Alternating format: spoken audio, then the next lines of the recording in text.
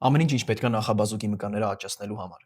Նախաբազուկի ամենամեծ մկանը brachioradialis-ն է, որը պատասխանատու է արմունկը ծալելու համար։ Brachioradialis-ը համեմատած բիցեպսի, որը նույն ֆունկցիան է կատարում, ավելի լավ լծակ ունի ավելի կծկված դիրքում եւ նեյտրալ կամ overhand խվատկայով։ Դրա համար elbow flexion-ի լյուբոյ վարիացիա, որը անում ենք նեյտրալ կամ overhand խվատկայով եւ որ ամենադժվարն է կծկված դիրքում, brachioradialis-ի համար բավականին լավ տարբերակ է։ Երկրորդ վարժությունը wrist flexion-ն էր wrist flexor-ների համար, որոնք նույնպես նախաբազուկի խոշոր մկաններից են ու նաև շատ կարևոր են խվատկայի ուժի համար։ Երրորդ վարժությունը wrist extension-ն էր wrist extensor-ների համար։ Ցանկալի է այս վարժությունը strap-երով անել, կամ նույնիսկ եթե կարաք ընդհանրապես առանց մատերը կծկելու անեք, ավելի լավ կլինի, քանի որ wrist extensor-ներից որոշները անցնում են դաստակի վրայով ու նաև պատասխանատու են մատերը բացելու համար։ Այսինքն, երբ որ մենք փորձում ենք մատերը կծկել ու քաշը պինդ բռնել, սրա պատճառով այս wrist extensor-ները չեն աշխատելու antagonist inhibition-ի պատճառով։ Եվ չորրորդ վարժությունը pronation էր pronator teres մկանի համար։ Իրականում այս 4 վարժությունը բավական է, որպեսզի լիարժեք նախաբազուկի բոլոր խոշոր մկանները մարզել։ Եթե դուք մաքսիմալիստ եք, նաև կարելի է անել ulnar ու radial deviation-ներ,